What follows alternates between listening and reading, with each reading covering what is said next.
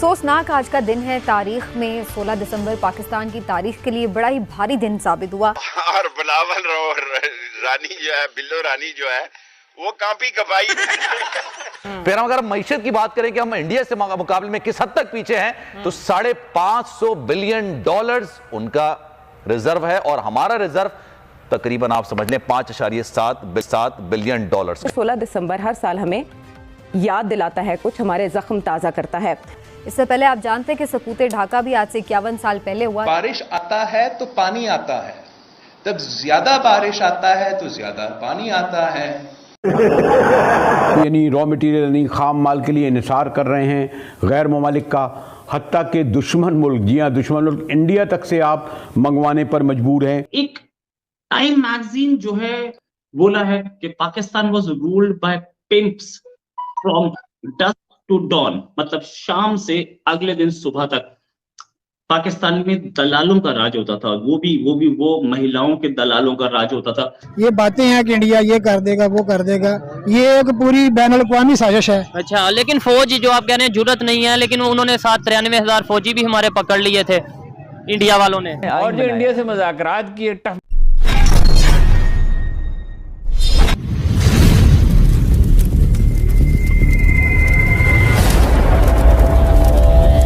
Economy की, मईशत पाकिस्तान के हवाले से एक अहम मसला बनती जा रही है, क्योंकि ज़बू हाली, ये हम कहते थे सुमैया कि ज़बू हाली का मईशत शिकार हो चुकी है, लेकिन अब जो मईशत की सूरत हाल है, ज़बू हाली भी एक बहुत छोटा सा लफ्ज नजर आता है।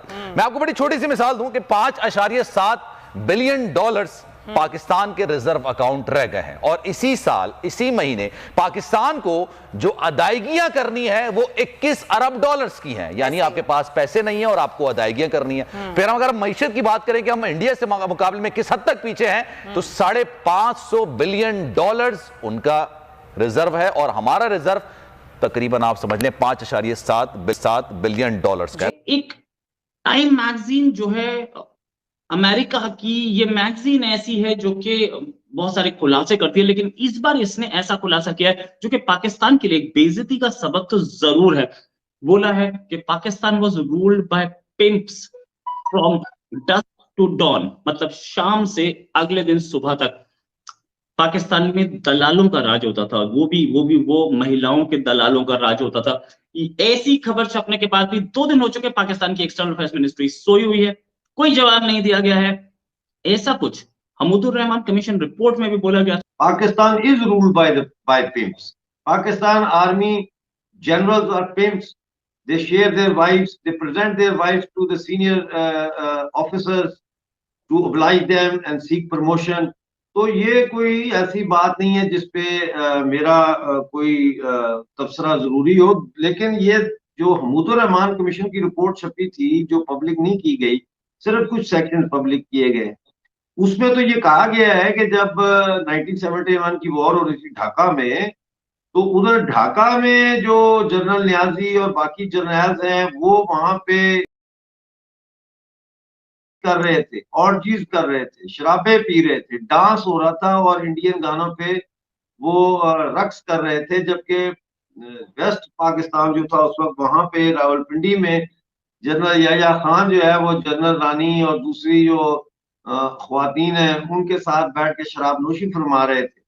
तो ये मेरे लिए कोई ऐसी ब्रेकिंग न्यूज नहीं है, आज भी यही हो रहा है, और उसका नतीजा ये है कि आज पाकिस्तान ऐसे जगह पहुंच गया है जहां उसके पास अगले महीने की इंपोर्ट्स देने के पैसे भी नहीं है, और अब वो मुख्तलिफ डैम्स और चीजें जो है वो IMF को और दूसरी इंटरनेशनल कंसोर्शियम्स को ऑफर कर रहा है लीज पे देने के लिए कि शायद उससे कुछ पैसे उनको मिल जाए। जी अच्छा, दूसरी चीज के जब हमारे फॉरेन मिनिस्टर ने UN में बोला कि पाकिस्तान टेरर को सपोर्ट करता है और पाकिस्तान में इतने इंटरनेशनल टेररिस्ट, 120 से ज्यादा इंटरनेशनल टेररिस्ट पाकिस्तान में बैठे हैं, 37 के आसपास इंटरनेशनल टेररिस्ट ऑर्गेनाइजेशंस पाकिस्तान में बैठे हैं, और पाकिस्तान के अंदर ही ओसामा बिन लादेन था जिसे शहीद बोला गया था। अब इस पर रिएक्शन आया पाकिस्तान के फॉरेन मिनिस्टर से, एकदम यंग फॉरेन मिनिस्टर जिनको शायद डिप्लोमेसी का ABC नहीं पता। इतनी बेहुदा डिप्लोमेसी क्या पाकिस्तान जैसे बड़े कंट्री से एक्सपेक्टेड होती?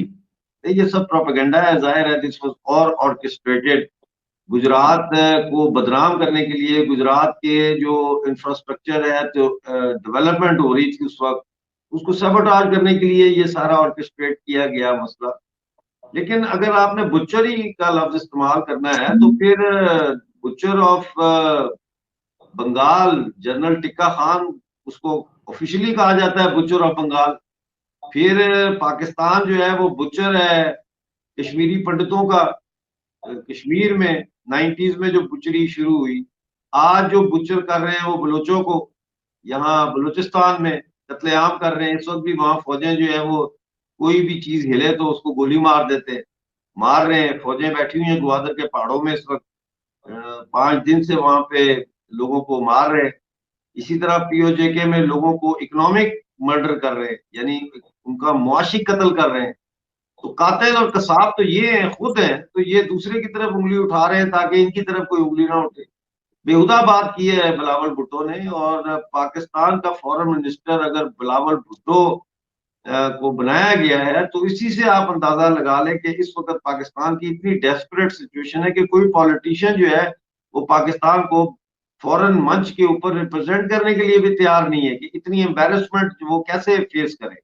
उन्होंने एक बच्चा जो है वो उसको बना दिया है फॉरेन मिनिस्टर। पाकिस्तान में 16 दिसंबर को ब्लैक डे के तौर पर ऑब्जर्व किया जाता है। वजह यह है कि 1971 की वार का अगर जिक्र किया जाए तो 93,000 फौजी जवान पाकिस्तान के सरेंडर करने पर मजबूर हुए थे। पाकिस्तान की पब्लिक से इसी वाले से आज बात करूंगा कि क्या वजह थी, क्या पाकिस्तान के फौजी जवानों को सरेंडर करना चाहिए था या नहीं करना चाहिए था। रिसेंटली जो हमारे chief of army staff general Bajwa थे, उन्होंने ये बोला कि वो एक पॉलिटिकल फेलियर था। पाकिस्तान की पब्लिक क्या उसे पॉलिटिकल फेलियर मानती है या political failure plus army failure मानती है।